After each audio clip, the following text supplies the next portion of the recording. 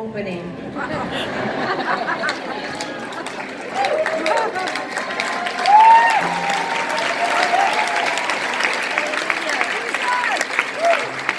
Tiny hands that hold my heart, it read, with a cute little baby confidently sound asleep in mommy's hands. And even still, we walked into this crowded clinic, waited in line, I gave them my ID, and I waited to be called. I remember them showing a movie in the waiting room, and these women were glued to the TV, laughing at their jokes. Meanwhile, I was in a mental war zone. The battle within was unbearable. I felt so heavy burdened, literally trapped in my own body. I knew that no matter what label I was giving my child growing inside me, like a bunch of cells, that was a lie. The guilt, the shame, the enormous weight I felt, I was really trying to convince myself to go through with this abortion.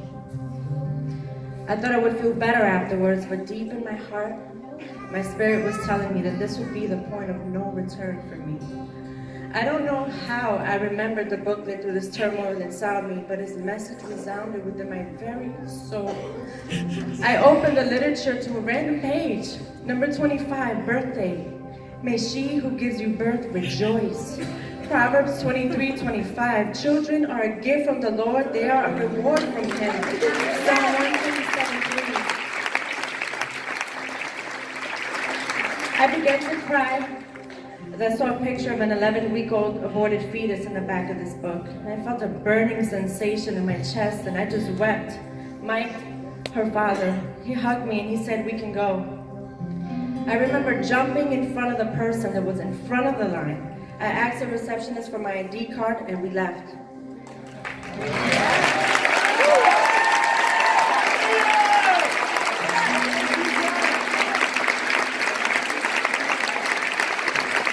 It took me about 3 weeks before I could do the courage to call the number written on a pamphlet. I didn't know what I was going to say. I was so ashamed, so embarrassed. But Miss Vicky, she was so loving, so welcoming, so understanding. I felt like I'd known her for years.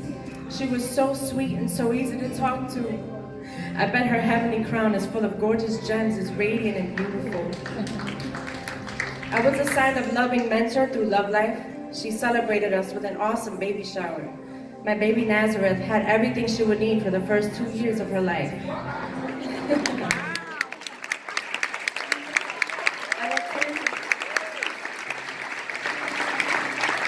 I attended Mom's Bible study at her church, my mentors.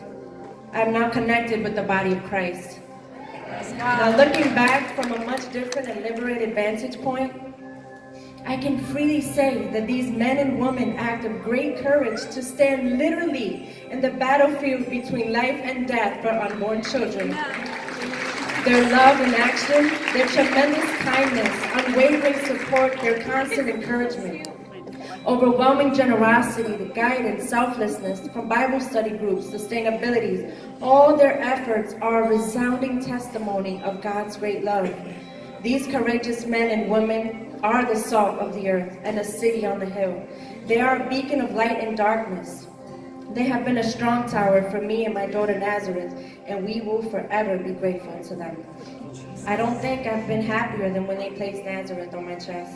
My Nazi, the cutest little face. I was reminded that if I'd gone through with this abortion, I would have never seen this face or ever felt this overwhelming love. Nazi is 6 months old now, and she's learned to roll over, most recently to crawl. And every morning I wake up and give thanks to God for my precious little girl and the gift He has given me this whole life.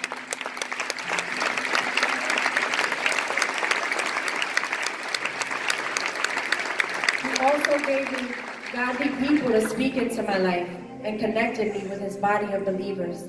I have amazing friends now and could never have imagined what He was about to do. What would have been a terrible tragedy is now the source of my greatest blessings and joy. I thank God for His infinite love and mercy and granting me another chance. Amen. Thank you, God. Something else took place on our 40th-week walk, prayer walk, and I'd like Pastor Justin to explain to you guys what took place on week 40. It was a beautiful picture, church. As we prayer walked on week 40, on the land right next door to the abortion center at the place where Nazi was almost aborted. We stood on that land with thousands of believers. We put hands on this baby. We dedicated this baby to the Lord on the land right next door to where she was almost aborted. Come on, can we give God a loud shout of praise? Thank you, Lord.